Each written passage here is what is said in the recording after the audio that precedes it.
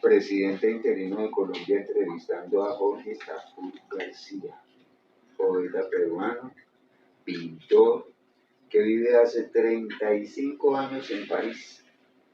Ay, que tiene una vida, también es ingeniero de sistemas, ¿no? Sí, sí.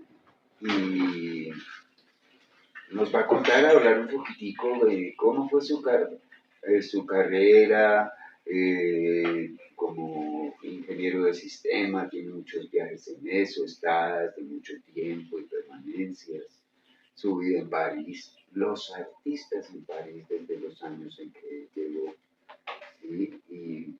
Pero yo sí quería comenzar antes con cómo fue tu niñez en la ciudad de donde eres. Cuéntanos esa historia de tu niñez, tu adolescencia, tu juventud, ese entorno social.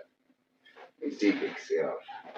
Sí, bueno, muchas veces cuando he hablado de mi vida, inmediatamente después ha venido una exigencia como de quererme imponer la necesidad de escribir mi historia. Porque es una historia un poco novelesca, un poco también ilusionista.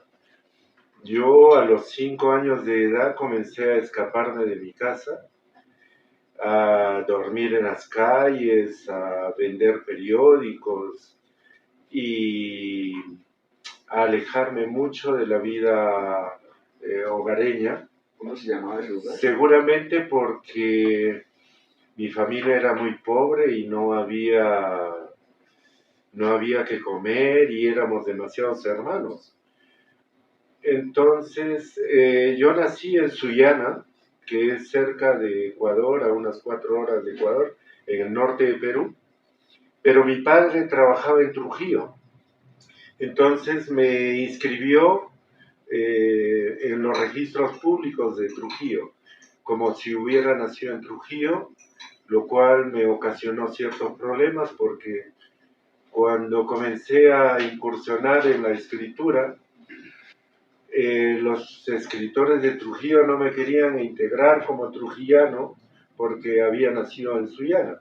Y los de Sullana no me querían reconocer como un escritor de Sullana porque había estado inscrito en Trujillo. Bueno, se estaban ya peleando un escritor, ¿no?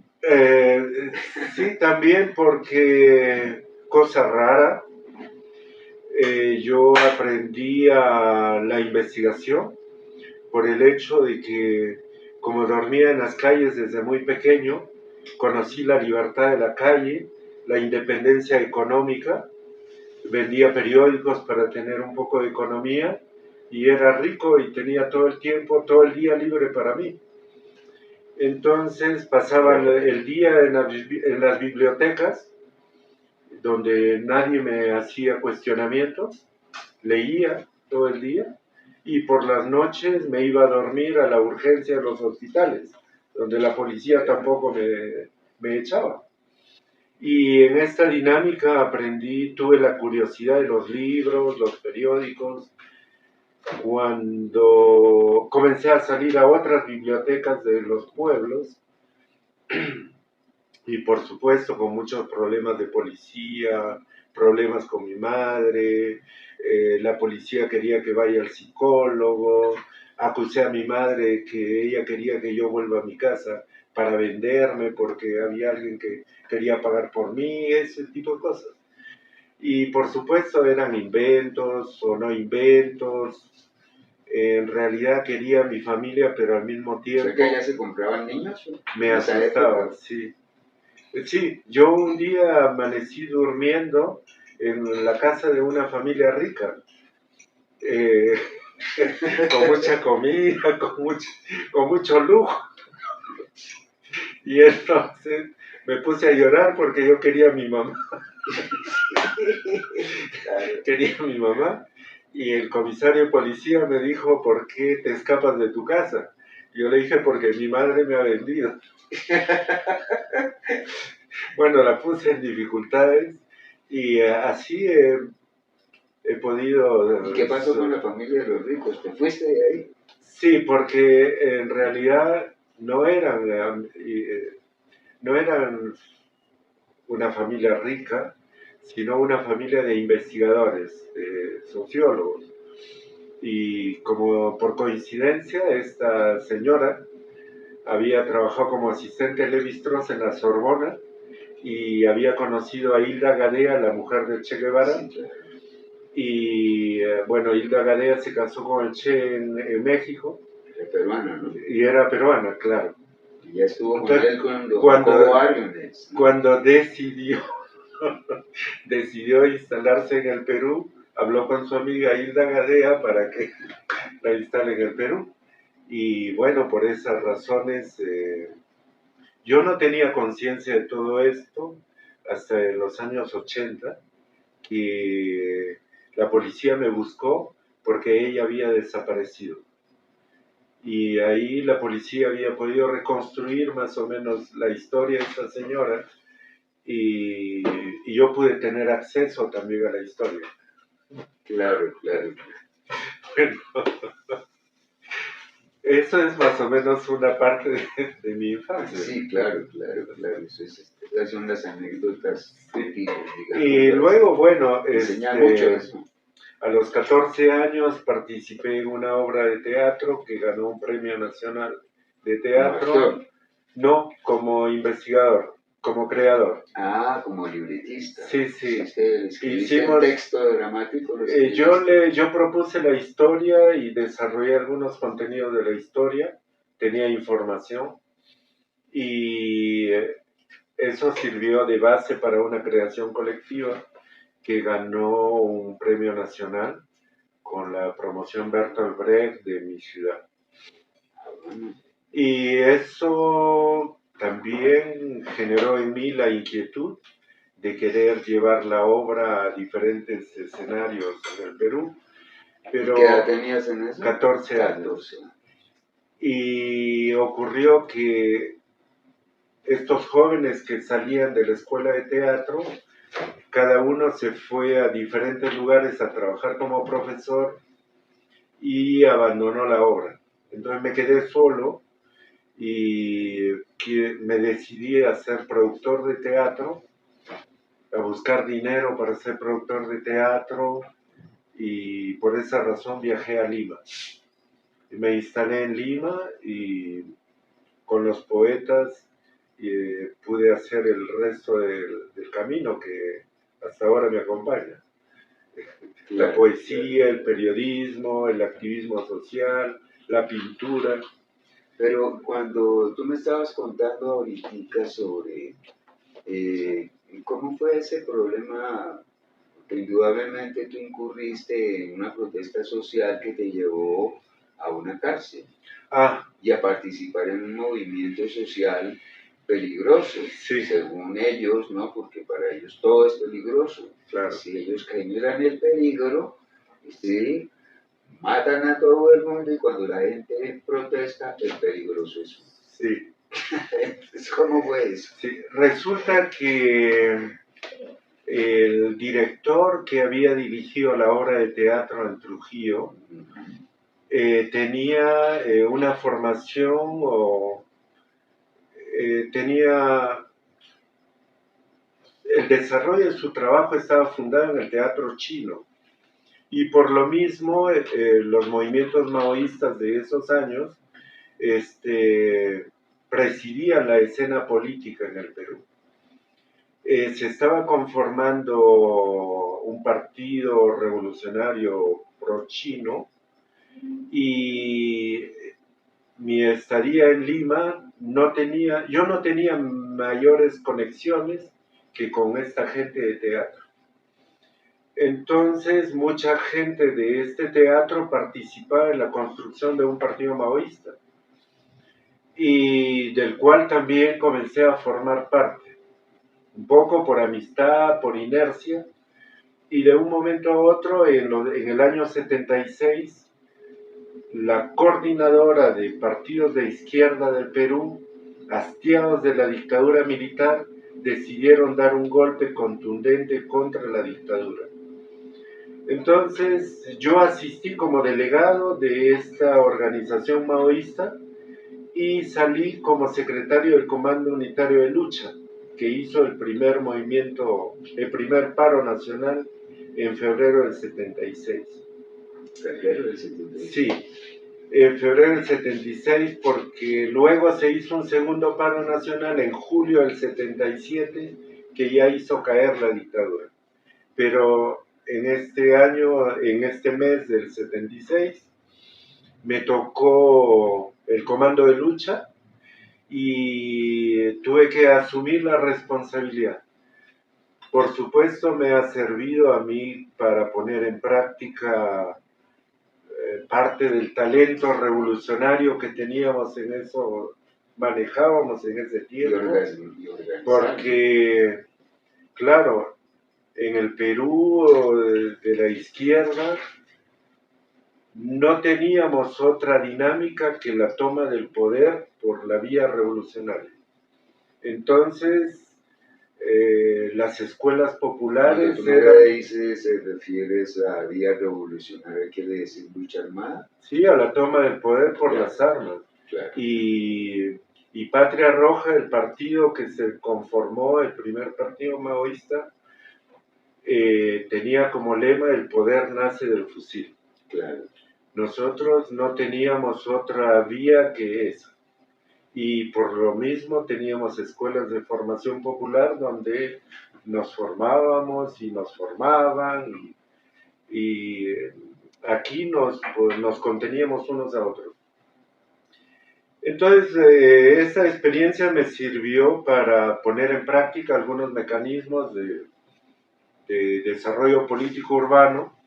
Por ejemplo, en mi caso, en el Comando Unitario de Lucha, violación de la seguridad de las instalaciones militares para asistir a los detenidos sindicalistas que estaban aislados, incomunicados, y que los hijos eran raptados por los militares para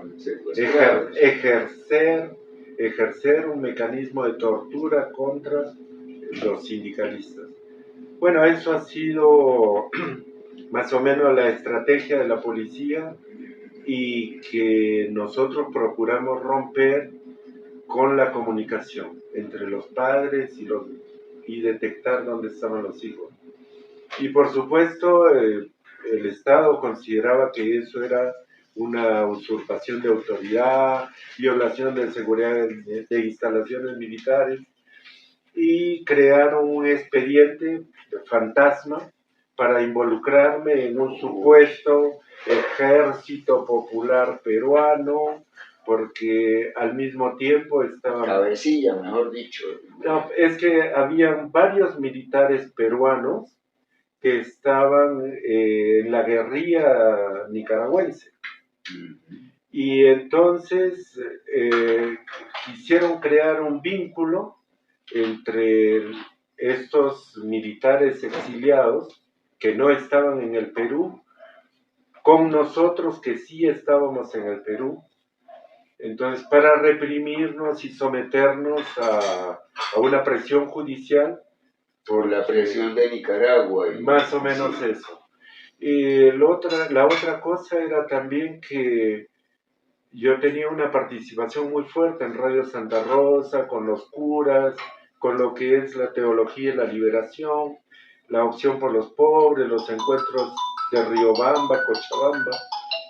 Y bueno, todo eso se hizo. Sí, cuando te armaron. Y entonces la prisión de 4 años, 1900... Te armaron un expediente paralelo, como si tú fueras un dirigente de un movimiento guerrillero, fue eso, en esencia. Eso lo hacen aquí en Colombia a diario, ¿cierto? Entonces, pues son políticas internacionales de los ejércitos, ¿sí?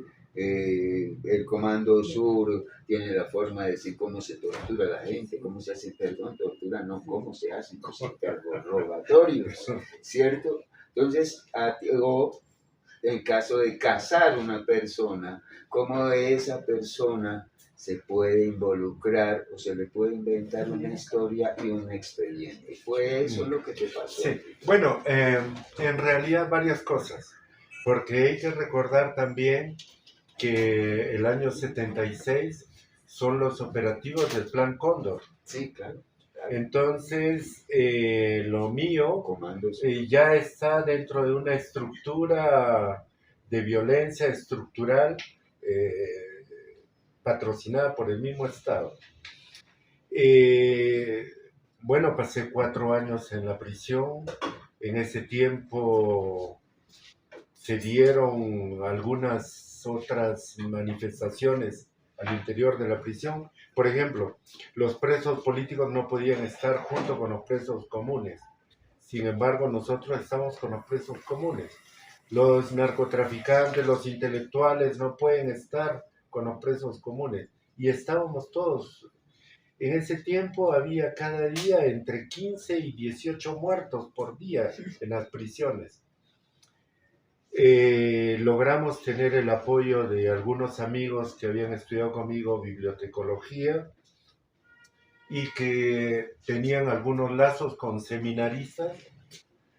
Logramos hacer bibliotecas en las prisiones, logramos tomar contacto, comenzar a organizar las prisiones y a declarar una huelga general también para despenalizar y buscar una amnistía general para los presos, en general, no solamente para los presos políticos, porque había gente que estaba 7 años en prisión y no había sido juzgada. Teníamos hacinamiento penitenciario, teníamos corrupción, teníamos muertos y no teníamos presupuesto para la justicia, los jueces no se daban abasto. Entonces, por economía procesal, podrían hacer una amnistía general para crear una nueva política, una buena política penitenciaria, una infraestructura penitenciaria y todo esto. Entonces, como en el exterior la transición se estaba dando de manera pacífica, nosotros queríamos que el gobierno que entraba logre tomar compromisos para de alguna manera indemnizar socialmente a los peruanos y sobre todo a la gente que está en prisión. Y la lucha ha continuado en la prisión hasta los años 80 en el que, bueno, casi me echaron a patadas de la prisión porque Pero a ti, ¿tú llegas a París por todos esos hechos? No. ¿O No, cómo obtienes el no, exilio a París? No, yo no llego a París por esos hechos. El tema es que ya durante el año 76, cuando estábamos en este trabajo para el Comando Unitario de Lucha y la primera huelga nacional, estábamos también creando un periódico revolucionario en Lima. Y la única persona que tenía condiciones profesionales para manejar un periódico así venía de mi formación maoísta, venía de la poesía, del teatro, de mi relación con el periodismo. Por esa razón, yo era uno de los favoritos para dirigir este periódico. Entonces hemos creado este periódico en los años 80 y en el año 82 hemos ganado el primer municipio socialista de América Latina con Alfonso Barrantes Lingán. Luego de eso hemos trabajado en el Congreso, hemos trabajado la paz en Centroamérica, que era muy importante. Luego de este trabajo con la paz en Centroamérica, hemos hecho una especie de balance, de resumen de lo que sería la perspectiva y la posibilidad de extender esta revolución centroamericana también al sur de América Latina. Y hemos trabajado en un segundo periódico para eso. Yo quise tomar distancia creando un centro de comunicación, pero este centro de comunicación siempre ha tenido el asedio del gobierno con la ley de apología al terrorismo. Ya teníamos Sendero Luminoso desde los años 80 y por supuesto conocíamos mucho de los dirigentes de Sendero Luminoso porque viene también del maoísmo. Sí, claro. Y éramos, aquí se llamó Ejército Popular de Liberación. Y nosotros éramos muy vecinos de Sendero Luminoso, pero no aceptábamos su acción. Luego ha venido otra cosa que nos ha perjudicado también en el desarrollo del programa de izquierda latinoamericana, que ha sido el Plan Cóndor mismo, que ya en los años 80 estaba en su máxima efervescencia.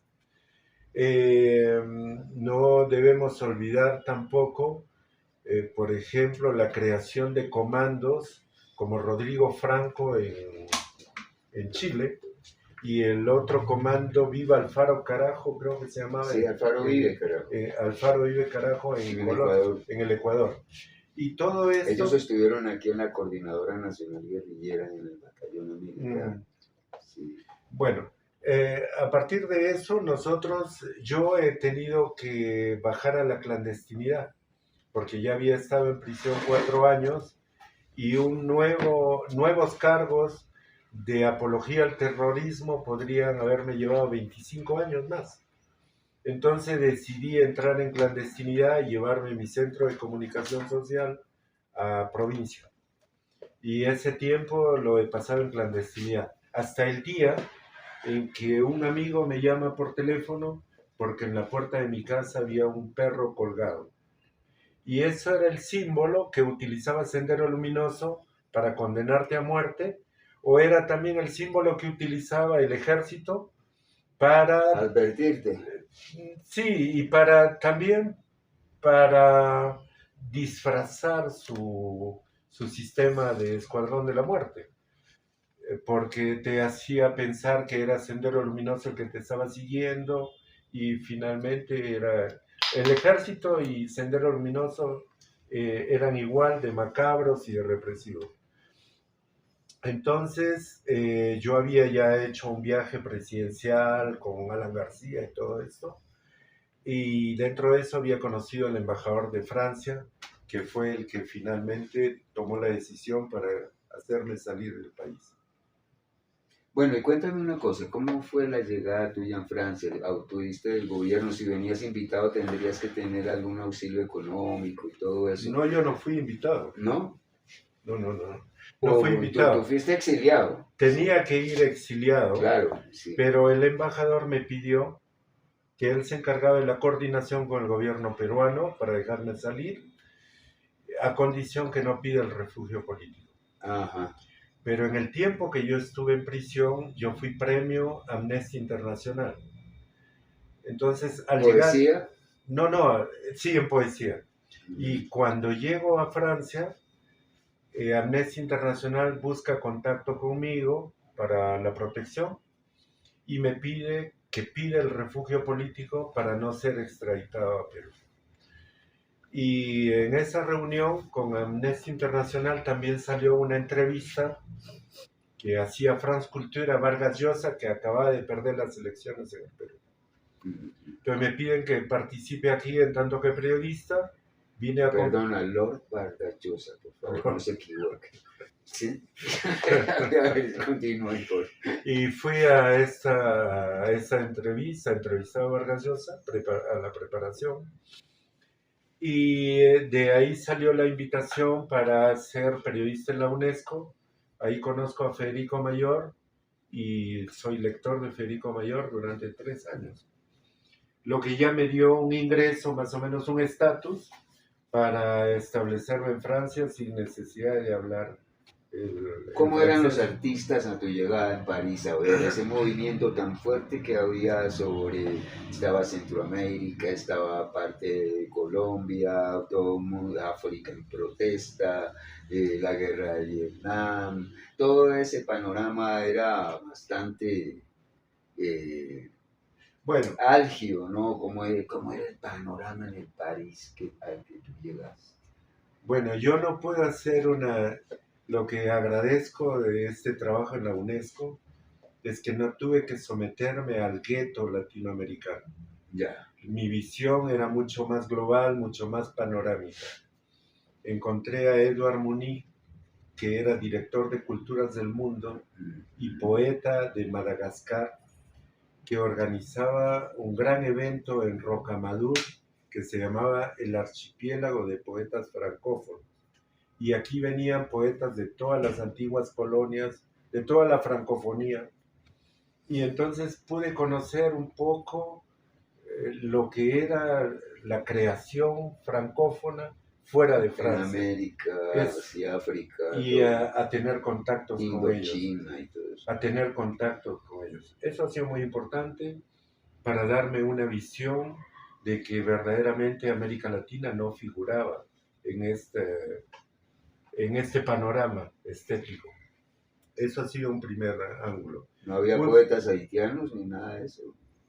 sí, sí había poetas haitianos, pero no era una actividad de la UNESCO, sino una actividad de la sociedad civil, de Ah, poetas de la sociedad civil que venían a este archipiélago de poetas francófonos, que por casualidad dirigía el director de Culturas del Mundo de la UNESCO.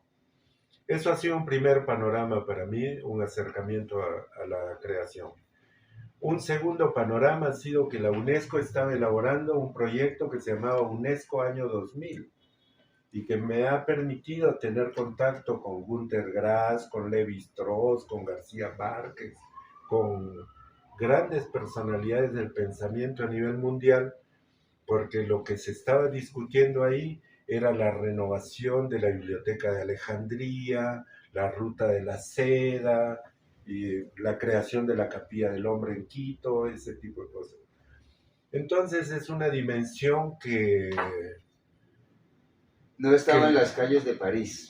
no Sí, estaba, sí, claro, no claro. es el tratamiento Sí, urbano, sí, no sí. es, es un segmento que escapa del cotidiano social. Pero cuéntame una cosa, tú después te vinculas con tu pintura y tu Mm, poesía, llegas al río Sena, allí conoces a los artistas, mm, conoces a los poetas en tus recitales, no solo latinoamericanos, sino de muchos países del mundo, y sobre todo franceses. Pero cuéntame, ¿cómo son qué derechos tienen mm. jurídicos sobre seguridad social los franceses, los artistas franceses?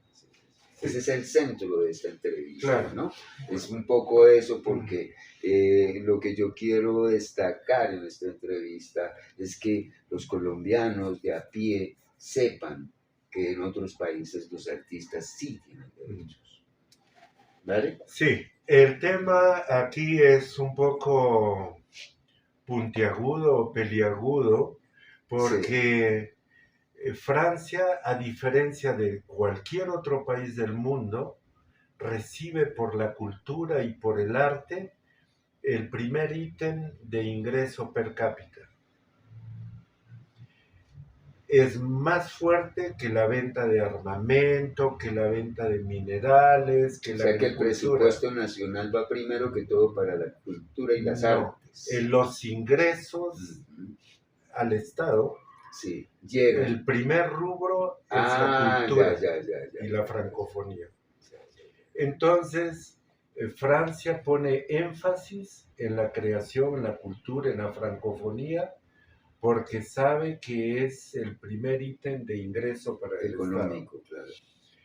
Y es por eso que los artistas están remunerados, las creaciones están subvencionadas, eh, la no son las taquillas que van a resolver el tema económico de la creación. Es la subvención del Estado que está dada de antemano si la producción tenga un éxito o no tiene un éxito, ella ya está subvencionada de antemano. Estás pagado para escribir aunque tu obra se realice o no se realice. Eh, Creo que eso es la diferencia que podemos tener con otras sociedades, que el ítem de ingreso per cápita del Estado es diferente. Sí, claro. Mira, aquí lo llamamos el ingreso o el Producto Interno Bruto. Sí, es Sí. decir, el primer renglón en Francia, el Producto Interno Bruto francés, que son las artes, ¿cierto? Sí. Entonces, eso es precisamente lo que yo me estoy peleando aquí. Si ellos, el Estado, cuando maneja eso, obtiene los primeros lugares del mundo con las artes en dinero, en divisas, en cosas para seguir generando escuelas, para seguir generando producción artística, para aumentarla y recrearla y renovarla todos los días. Entonces, eso yo sé que existe, pero nuestros artistas no lo saben, nuestros artistas todavía creen que tienen que vivir bajo la férula que llamamos aquí la limosna del Estado. ¿Sí? Nosotros somos la única sociedad que no tiene una ley marco sobre seguridad social y eso es lo que yo quiero que me cuente, cómo anda la seguridad social de cada artista. ¿Sí? Tiene su pensión, tiene derecho a estudios, tiene derecho... ¿Cuáles son sus derechos? Bueno, los estándares del primer mundo no son los mismos estándares de los países en vía de desarrollo o de los países emergentes, como se le llama ahora. No son los mismos porque no se necesita ser artista en una sociedad del primer mundo para tener vivienda, para tener derecho a alimentación y derecho a la salud y a la educación, por supuesto. La educación es gratuita, la salud es gratuita, la vivienda está garantizada y en eso no se necesita ser artista. Lo importante, los artistas han instalado un mecanismo, un rubro que es importante, que es la intermitencia. Se llama la intermitencia. Por ejemplo, un escritor no necesita demostrar que con un libro que está ejerciendo como escritor. Sencillamente publicas un libro, te inscribes en un registro y eres un escritor.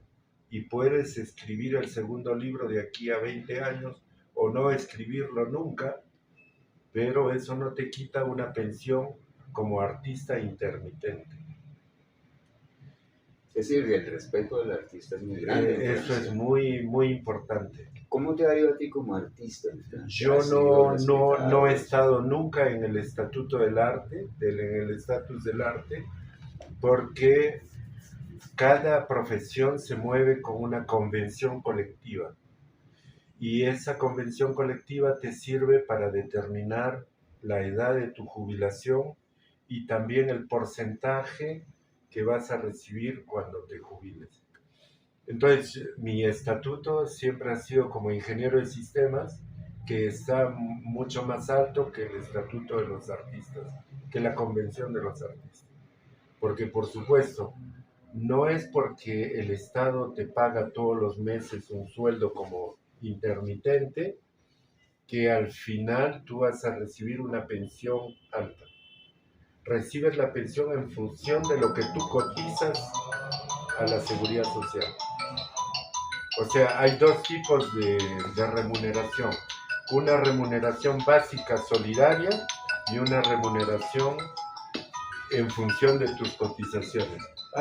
Respóndele, por favor. Listo. Ahora sí, mira,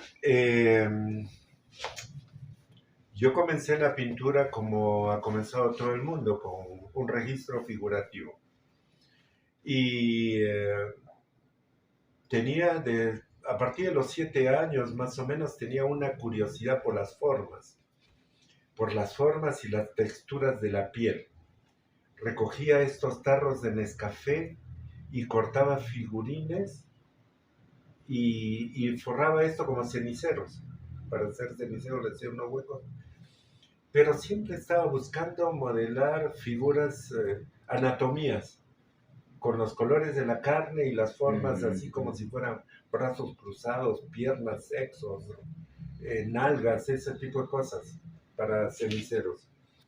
Y entonces trabajaba eso y en dibujo me gustaba hacer retratos de mujeres bellas, delgadas, las mujeres delgadas, pero ponerles el cuerpo de una mujer gorda, por ejemplo.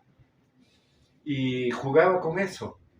Y bueno, en ese tiempo era Isabel Sarli. Sí, claro. Isabel Sarli. Había una la Lollobrigida, Gina Lollobrigida. Sí, sí, Sofía Loren. Irene Papas. Irene Papas. Grandes, Bardot. grandes actrices. Perdón. Grandes actrices que, claro, estaban en los almanaques, por ahí yo recortaba y dibujaba esto. Pero poco a poco fui teniendo vergüenza de lo que creaba, porque la gente me miraba así como una especie, como un morboso. Un chico morboso, sí. Y entonces tener que estar escondiendo los dibujos y todo eso. Y ya te das cuenta por qué la abstracción resuelve muchas cosas. Y sobre todo que nos da esta identidad que nos es mucho más natural y propia, porque ahí están reunidos todos tus miedos, todos tus dolores, y que los otros no quieres que los otros perciban, ¿no? Bueno, eso es como yo justifico después en el tiempo la abstracción. Lo cierto es que al mismo tiempo que avanzaba en estos dibujos, avanzaba también en la escritura. Y el hecho de haber vivido en la calle no me dejaba otra posibilidad que ser un escritor. Porque lo que yo iba a leer en la biblioteca, por ejemplo, Vallejo, con su Paco Yunque, no me hacía llorar, no me movía, porque lo que yo había vivido en la calle era mucho más fuerte que lo que estaba escrito ahí. Y creo que me hice escritor porque yo quería escribir la verdadera dimensión de la niñez, de la calle, del ser humano, el sufrimiento, sus emociones. Una realidad. Y yo no la sentía, no, estaba muy refrita en lo que yo leía. Y de ahí nació esta contaban verdades. Y desde el punto de vista de tu verdad, claro, personal. De mi verdad, sí, personal. Claro. Y eso me motivó a escribir. Y entonces comencé a escribir y a llorar durante mi escritura y a pasar días y noches dándole vueltas a mis historias. Bueno, así ha nacido, son los primeros momentos de creación para mí. ¿Cuántos libros tienes? Tengo unos 6 a 8 libros. Digo 6 a 8 libros porque hay un libro que escribí para Lévi-Strauss, que se llamaba Un cuarto de hueso, y otro libro que escribí para Claudia Schiffer, que se quedó tirado por allá en Alemania. Y que no cuentan porque fue como una ventana así, un poco onírica. Fui a vivir bueno, en París yo ya tenía 6 libros y tenía que irme a vivir en Alemania, porque ya quería regresar a Perú, y antes de volver a Perú quería ir a estudiar un poco cómo era el fascismo en esta zona de Alemania donde había nacido Hitler, entre Austria y Bavaria. Y Bavaria. Entonces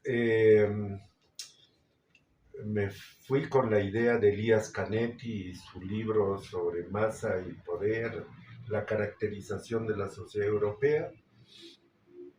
Entonces dije, no me voy a ir así con las manos vacías, y justamente le hablé con Efer Arrocha, sí, de Vericuetos, sí.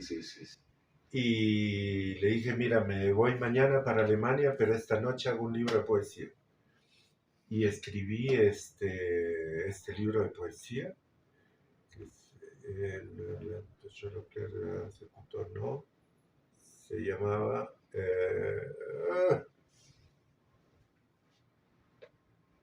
Llena de palabras, pero llena de palabras con una H.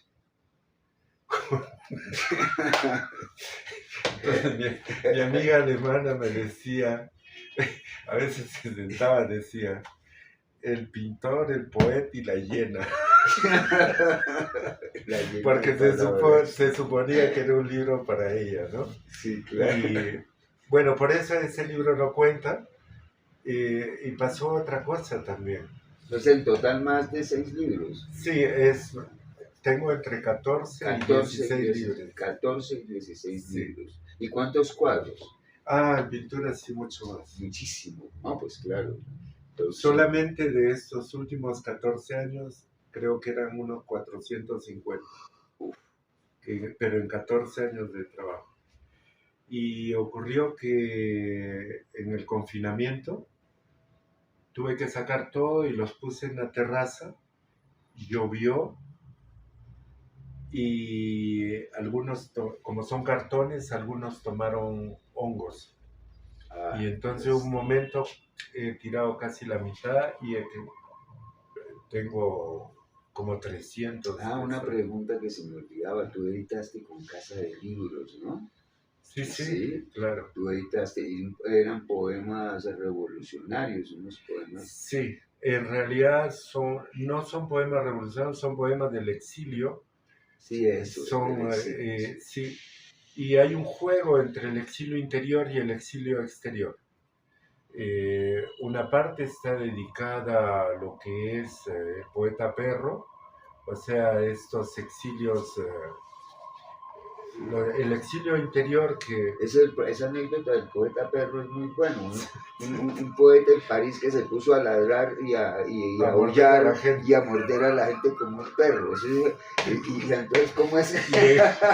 Y existe el poeta. Sí, existe. Claro, ocurre que Miguel Rodríguez, un poeta peruano, eh, le pasan muchas situaciones difíciles en París porque un amigo, para hacerle un favor y darle trabajo en París, lo nombra gerente de una empresa. Ya. Y le paga además 20.000 euros para que sea gerente de la empresa. Y el amigo entonces le dejan un departamento, lo nombran gerente y le dan 20.000 euros. Claro. Y él firma todos los papeles como gerente. Y el que había sido gerente se vuelve a Perú. Y luego viene la policía, porque parece que con esa empresa habían comprado tractores, bombas de agua, cosas a crédito, y habían dejado en quiebra esa empresa. Y él, como era el gerente, tenía que hacer frente a eso. Y él, para no asumir la realidad, se da licor, al trago. Claro, pierde casa, pierde todo y estaba buscado por la policía y va a vivir a mi casa 6, 8 meses. Y en ese tiempo de refugio, va un día, pierde la razón y comienza a ladrar, a morder y a vivir así. Se ha quedado 2 meses más en casa y luego ha desaparecido. Un día me llama del hospital psiquiátrico para decirme que está encerrado en un hospital psiquiátrico lejos de París. Entonces yo escribo una carta para que mis amigos lo hagan liberar, porque los psiquiatras no le querían creer que era escritor, que era... Entonces nosotros tuvimos que escribir eso. Y de O sea que a pronto... usted le ha tocado hasta salvar locos en París. Y de pronto Casa de Libros propone una edición de poesía migrante, Claro, del exilio. claro. Y entonces yo propuse esta opción del poeta perro para describir esto. Y tengo un segundo poema que tiene que ver con una pieza de danza que se llama Giselle. Giselle. Y se supone que esta pieza pasa en el Teatro Colón. Sí, es un ballet, ¿no? Un ballet. Sí. Y que pasa en el Teatro Colón y interpretada por Maximiliano Guerra. Y es un poema con dos voces, la voz femenina y la voz masculina, para contar más o menos el exilio de esta pieza. O sea, estamos viendo la Ese es un pieza. poema a dos voces, Es un poema a dos personajes. Sí, dos personajes, Sí, pero claro. yo escribo los dos. Claro, claro. ¿Cómo se llama? Giselle. Se llama Giselle, no me recuerdo. La obra se llama, claro, es basada en la obra de Giselle, pero no recuerdo el título. ¿Qué es lo que más te gusta de París? ¿Qué cosa es lo que más me gusta de París? Me gusta el hecho de que yo, por ejemplo, puedo construirme historias y puedo construirme espacios estéticos propios. Yo, por ejemplo, creo que Picasso no hubiera podido construir el cubismo sin París, porque las calles de París no terminan en una punta, en una esquina, son calles redondas, la punta no existe. Y yo creo que No existe ángulos rectos ahí para nada. Y creo que este espacio es un espacio de inexistencia, pero al mismo tiempo como si fuera ese espacio de geometría sagrada que en el cubismo logra una representación. ¿Y cuál es el recuerdo más dulce que tienes de tu tierra? De mi tierra en el Perú. Creo cuando he descubierto que la ciudadela de Chanchán, que tiene 7 palacios, no tenía la historia con la que yo había crecido, que la historia era diferente. Yo había crecido con la historia de que a la muerte de un curaca, el palacio se destruía. ¿Quién es el curaca? El jefe, el rey de la comunidad. Cuando nacía un curaca, nacía con su palacio y con su servidumbre. Y a la muerte de él, la servidumbre se mataba y se enterraba con él y se destruía el palacio. Y entonces pensábamos, o sea, la historia oficial dice que de esa manera han habido 7 curacas y cada uno está enterrado en una pirámide. Pero fui alguna vez acompañando a algunos amigos que hacen otro tipo de lecturas y me dijeron que no había sido así, que era que cada palacio representa un nivel iniciático y después de terminar un nivel se destruye para pasar a otro nivel y a otro nivel. Una evolución. Y entonces yo descubrí esta magia y comencé a hacer una lectura en la iconografía y me di cuenta del proceso, la evolución.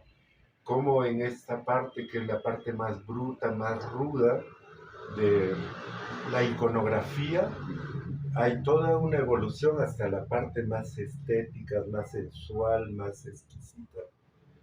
Y en realidad para mí es la aventura más dulce que he podido vivir en el Perú.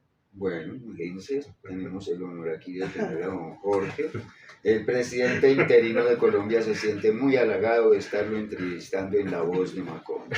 Muchísimas gracias, Jorgito, por esa entrevista, por contarnos tu vida, por contarnos el arte, tu arte, y por estar en Colombia. ¿Vale? Por visitarnos y ojalá logres tu sueño de armar un taller en Colombia. Bravo. Y ojalá podamos contribuir en este proyecto. Gracias. Nos gustaría mucho, necesitamos muchos maestros como tú, sinceramente. Muchas gracias. Gracias.